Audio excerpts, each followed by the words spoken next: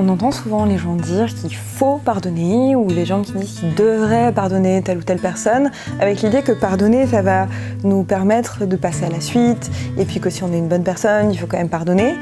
Et dans cette vidéo, j'aimerais qu'on réfléchisse ensemble à cette idée pour voir si pardonner, c'est une si bonne idée que ça.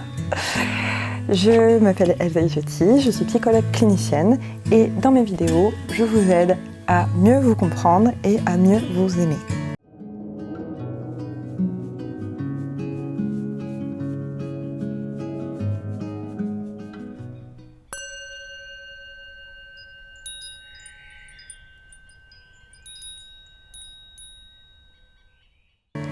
Alors, le pardon, grande question. Et ça m'arrive souvent que mes patients me demandent s'il faut pardonner. C'est vraiment une question que les gens ont, ou bien ils sont très clairs sur le fait que mais non, mais je veux pas pardonner, ça j'oublierai jamais, ça va rester toujours, je vais m'accrocher, je vais jamais lui pardonner, etc. Et j'ai plusieurs choses à dire là-dessus. Déjà, je pense que c'est important que les gens se sentent pas obligés de pardonner. Que s'ils veulent en vouloir à la personne pour toujours, c'est leur droit, mais le plus strict, ça fait pas d'eux des mauvaises personnes. Et on peut juste ne pas pardonner aux gens qui nous ont fait du mal. C'est un choix absolument légitime, on a le droit de faire ça. Est-ce que c'est ce que je conseille pour le bien-être des personnes ? Non, mais par contre, je leur conseille pas de pardonner pour l'autre. Et je pense qu'il faut vraiment se demander ce que ça signifie en fait pardonner. Parce que pardonner en fait ça peut vouloir dire deux choses dans l'esprit des gens. Ça peut soit vouloir dire oublier ce qui s'est passé, faire table rase du passé et avancer.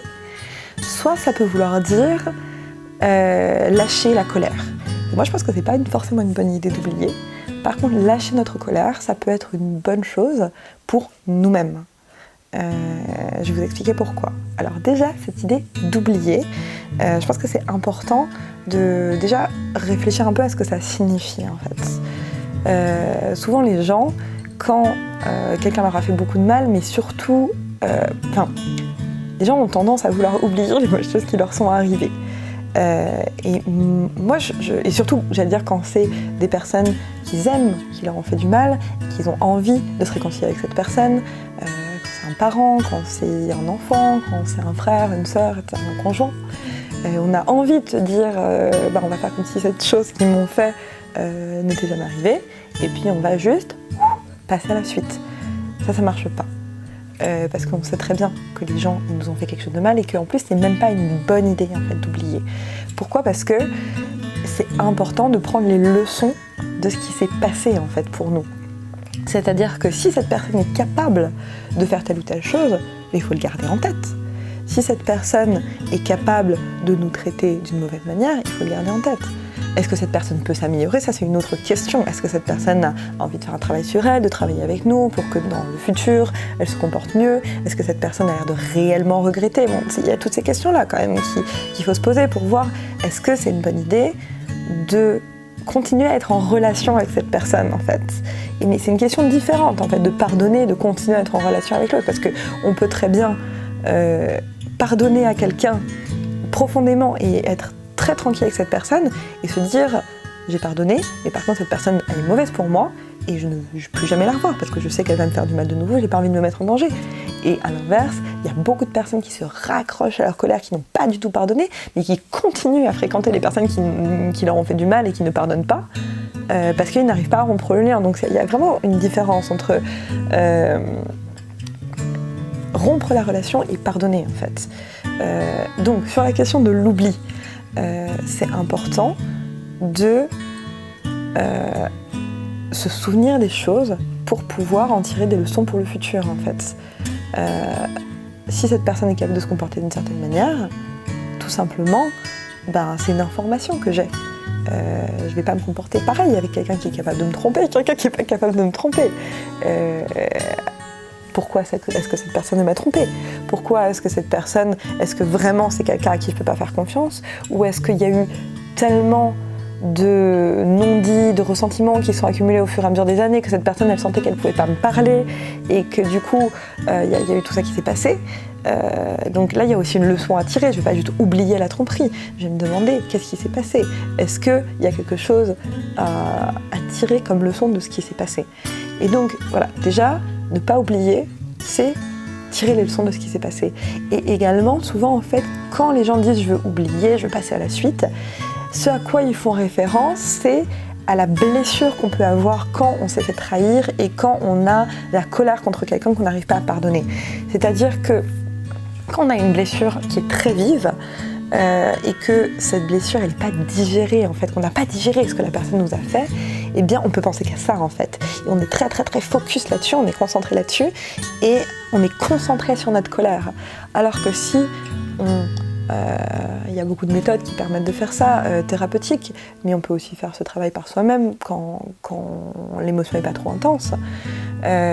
Quand on a vraiment digéré ce qui s'est passé, qu'on a réussi à prendre soin de nous-mêmes par rapport à ça, qu'on a réussi à lâcher les émotions négatives qu'on avait par rapport à la personne, eh bien, on va avoir quelque chose de beaucoup moins intense émotionnellement, et on va pouvoir se détacher, on n'oublie pas, parce qu'on va quand même prendre la leçon de ce qui s'est passé, mais on va être moins concentré sur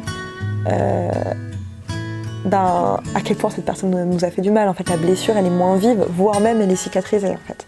Et ça, c'est quelque chose qui peut se passer que si on va dans ce processus de lâcher la colère. Quand quelqu'un nous a fait du mal, lâcher la colère, c'est moi quelque chose que vraiment je conseille de faire et quelque chose que beaucoup de gens ont du mal à faire. Moi inclus, hein, bien sûr, enfin, c'est très difficile d'arrêter d'en vouloir aux gens. Et on peut en vouloir aux gens pendant des années et des années et des années sans lâcher notre colère.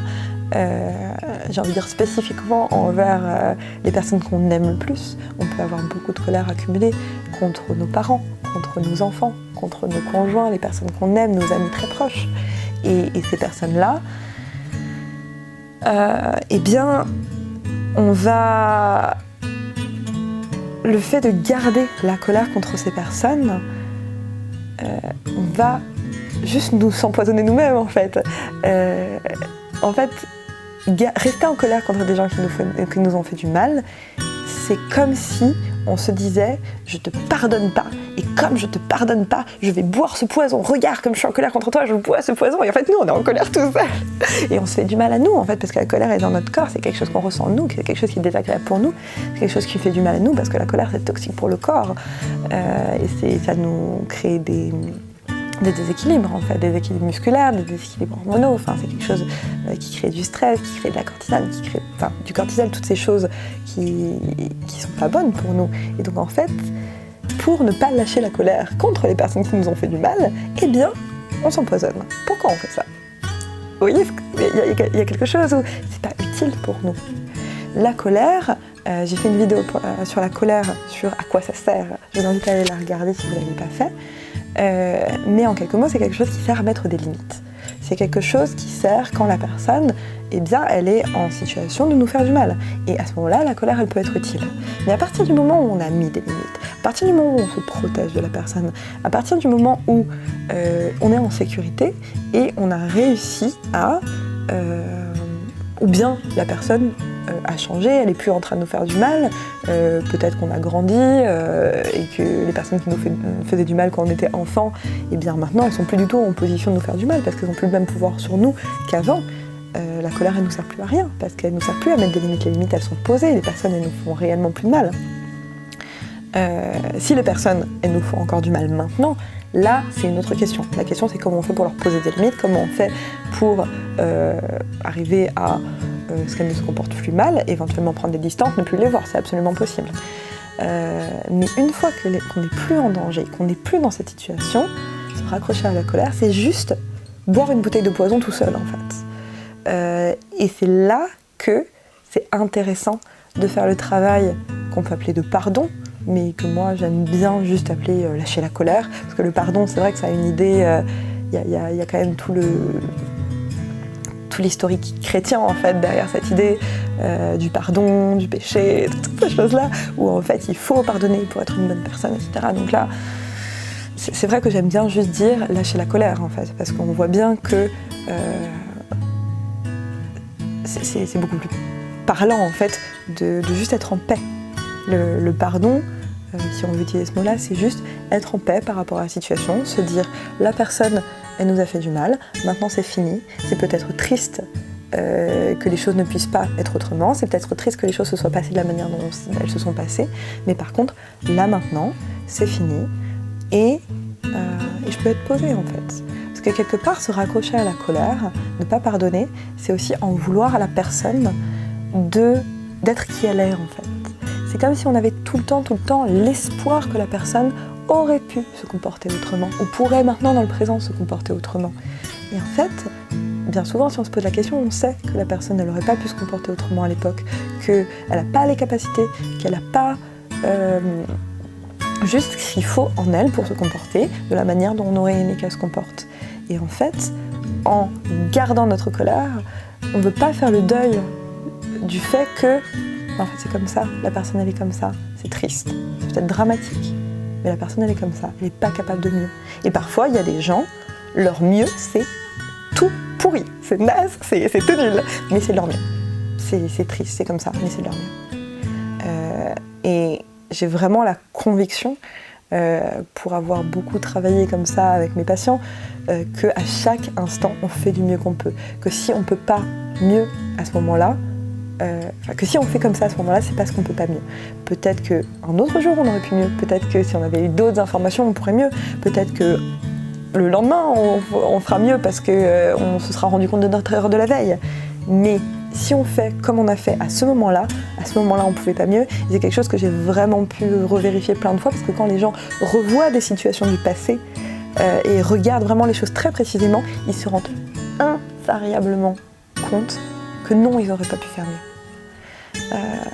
Donc ça, c'est aussi quelque chose qui peut nous aider à nous pardonner nous-mêmes. Ça peut nous aider à pardonner les autres, dans le sens où on va arrêter de s'accrocher à l'idée idéalisée qu'ils auraient pu mieux faire, etc. Parce qu'en fait, la colère, c'est aussi l'émotion où on n'accepte pas le réel tel qu'il est. En fait, on veut poser des limites, mais on est en train de dire non, les choses pourraient être autrement. Mais en fait, quand les choses ne pourraient pas être autrement, la seule émotion, lâcher la colère, ça nous permet aussi d'accepter la réalité telle qu'elle est. Et l'émotion qui apparaît à ce moment-là, c'est la tristesse. Parce que la tristesse, c'est l'émotion quand le réel n'est pas comme on voudrait qu'il soit et qu'il faut l'accepter. C'est l'émotion de l'acceptation d'une situation qui ne nous convient pas. Et juste, c'est comme ça, et c'est triste, et c'est parfois dramatique, mais c'est comme ça. Et donc arrêter de s'accrocher à la colère, c'est arrêter de s'accrocher à l'idée que ça aurait pu être autrement, que la personne aurait pu mieux faire, et ça nous permet d'être en paix avec la situation. Et la tristesse, si on la ressent pleinement, elle finit également par passer.